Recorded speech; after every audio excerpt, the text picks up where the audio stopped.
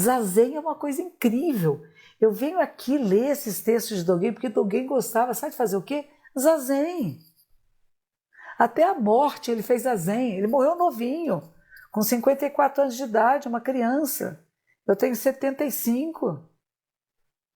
E até a morte ele fez zazen. Eu continuo fazendo zazen com 75. Nós tivemos um abade, Miyazaki Zenji, no mosteiro sede de Eireiji, que morreu com mais de 107 anos de idade. E era o primeiro a entrar na sala de zazen. Ele ia com cadeira de rodas no fim da vida. E antes de tocar o sino de acordar os monges, ele já estava sentado na sua cadeira de zazen, filho. Quem compreende o que é a maravilha do zazen não cessa. É o que nos dá o equilíbrio, é o que nos dá a percepção da compreensão clara da realidade, o que transforma essa realidade com amor, com sabedoria, com compaixão. Não é com armas, com guerras, com violência, com palavrões. É o contrário, gente. É com respeito, com dignidade, com delicadeza e sutileza. Isso é o Dharma. O Dharma, incomparavelmente profundo, infinitamente sutil, é raramente encontrado, mesmo em centenas de milhões de anos. Agora podemos vê-lo, ouvi-lo, compreendê-lo, que possamos completamente clarificar o verdadeiro significado dos ensinamentos do Tathagata, dos ensinamentos de Buda. E é isso que eu faço aqui todas as segundas-feiras.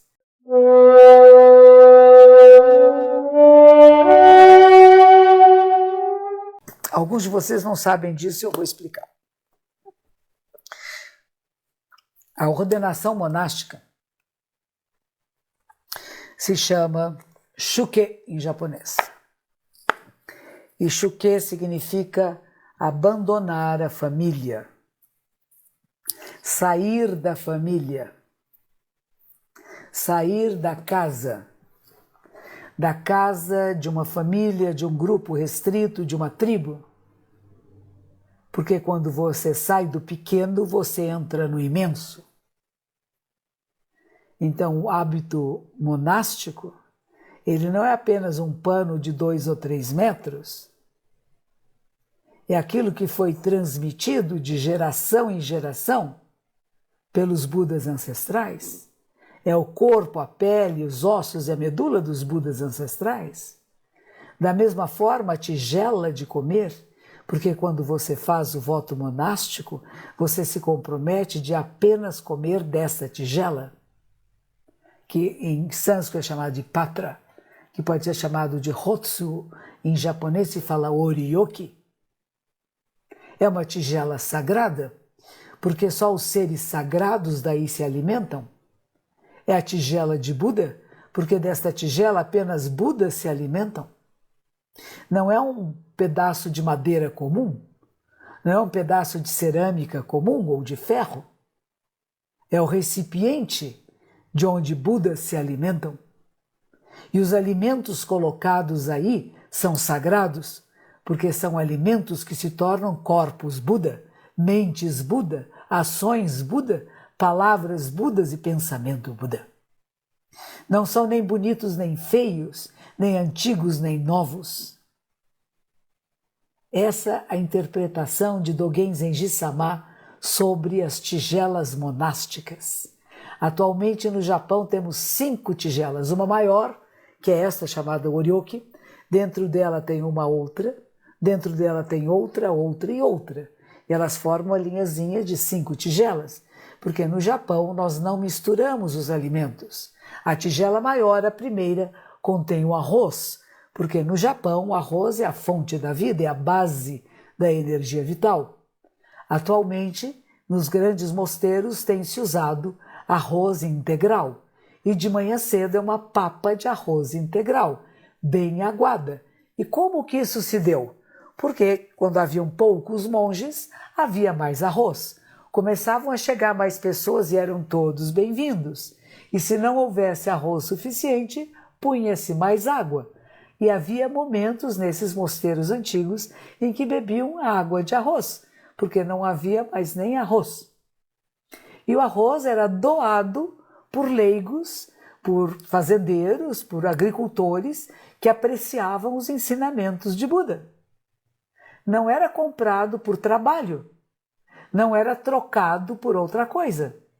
Acreditavam que os ensinamentos de Buda beneficiavam o país, beneficiavam as plantações, beneficiavam as pessoas.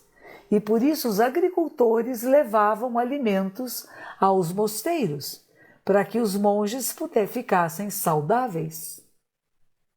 Não é interessante isto? E se haviam 100 monges no mosteiro, e no dia seguinte chegaram mais 200, eles eram acolhidos. E aquele arroz que tinha sido cozido para 100 pessoas se tornava para 300 pessoas. Então, até hoje, de manhã cedo, nós, nos nossos mosteiros, no mosteiro feminino de Nagoya, mosteiro de Eiheiji, muitas vezes, mosteiro de Rokyoji, mosteiro de... enfim, vários mosteiros pelos quais eu passei, de manhã cedo comíamos uma papa de arroz integral.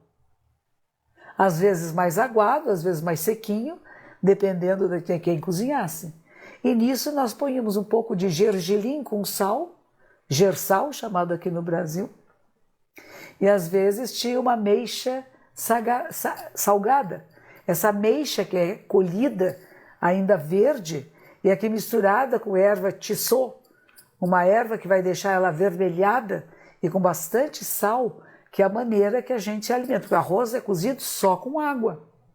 E o mais interessante, quando a gente faz retiros, que a gente vai ficando super sensível, você pode descobrir até com que água foi feito o arroz, gente. Nossos sentidos ficam todos muito alertas, muito sensíveis. Zazen é uma coisa incrível. Eu venho aqui ler esses textos de Dogen, porque Dogen gostava, sabe fazer o quê? Zazen. Até a morte ele fez zazen. Ele morreu novinho, com 54 anos de idade, uma criança. Eu tenho 75. E até a morte ele fez zazen. Eu continuo fazendo zazen com 75. Nós tivemos um abade, Miyazaki Zenji, no mosteiro sede de Eiheiji, que morreu com mais de 107 anos de idade. E era o primeiro a entrar na sala de zazen. Ele ia com cadeira de rodas no fim da vida. E antes de tocar o sino de acordar os monges, ele já estava sentado na sua cadeira de zazen, filha. Quem compreende o que é a maravilha do zazen não cessa. É o que nos dá o equilíbrio, é o que nos dá a percepção da compreensão clara da realidade, o que transforma essa realidade com amor, com sabedoria, com compaixão. Não é com armas, com guerras, com violência, com palavrões. É o contrário, gente. É com respeito, com dignidade, com delicadeza e sutileza. Isso é o Dharma. O Dharma, incomparavelmente profundo, infinitamente sutil, é raramente encontrado, mesmo em centenas de milhões de anos. Agora podemos vê-lo, ouvi-lo, compreendê-lo, que possamos completamente clarificar o verdadeiro significado dos ensinamentos do Tathagata, dos ensinamentos de Buda. E é isso que eu faço aqui todas as segundas-feiras. Trago textos inspiracionais, textos que são o verdadeiro olho tesouro do Dharma, a maravilhosa mente de Nirvana, para que vocês que estão entrando aqui acordem, despertem, tenham uma vida plena, plena de amor, de sabedoria, de compaixão, evitando atritos, vinganças, raivas, ódios e medos, mas vivendo a plenitude do amor, daquele amor maior, daquele amor que nos banha, que nos torna seres sagrados, aquele amor que abre nossos olhos, que abre a nossa capacidade de percepção da realidade noutro nível de consciência. Não tem brigas, não tem braço de ferro. O budismo não é autoajuda. O budismo não é um programa progressivo que você vai melhorando um pouquinho. Isso é fantasia, mentira, não é. É uma prática incessante de vida. É uma maneira diferente de você estar no mundo, de ver o mundo, de observar o mundo e observar a si mesmo. De ir além de si mesmo. Por isso que se chama sair de casa, shuke, sair de casa, sair da família, sair daqueles valores que são restritivos, sair do casulo. É como a gente se torna uma borboleta e voa, voa, voa livre. Esse voo livre no mundo, na vida, cuidando de todos os seres, cuidando de tudo que existe com respeito, com dignidade, não para que eles sejam como você, mas que cada um seja quem é. Cada um se manifeste no melhor do seu potencial, que cada um possa agir no mundo com clareza, com bondade, com amorosidade, reconstruindo aquilo que foi destruído, mas não para ser como era antes, para ser melhor do que era antes. Sempre para ser cada vez melhor do que já foi. Gente, nós estamos num momento único da história da humanidade e nós somos a realidade, nós somos essa história. Nós estamos escrevendo a história da humanidade com a nossa vida, com o nosso corpo, com o nosso sangue, com a nossa mente. Vamos escrever uma história bonita, vamos escrever uma história de amor, vamos escrever uma história de respeito e dignidade, uma história do planeta Terra que se refaz, que se restaura, com o nosso afeto, com o nosso cuidado, com o nosso respeito. Está na hora, gente. E eu venho aqui dizer para você, acorda, desperta. Você pode, eu posso. A humanidade pode. É o momento do grande despertar. Não só para um país, mas para todos os países. Vamos lá, gente. É com grande alegria que às segundas-feiras eu tenho o prazer de estar com vocês. E eu espero que todos vocês possam despertar e ter uma vida plena, e que nós podemos construir a cada dia uma cultura de paz, justiça, cura da terra, equidade, respeito à natureza, que é a nossa natureza. Por isso que o Zazen é lindo, que quando você senta e senta retiros profundos, nós vamos fazer um retiro próximo fim de semana, gente. Começa quinta-feira à noite, sexta, sábado, domingo até o meio-dia. Vem sentar conosco, inscreva-se pelo nosso site, mas sente de verdade, aprofunde-se. Vai doer as costas, você não se importa.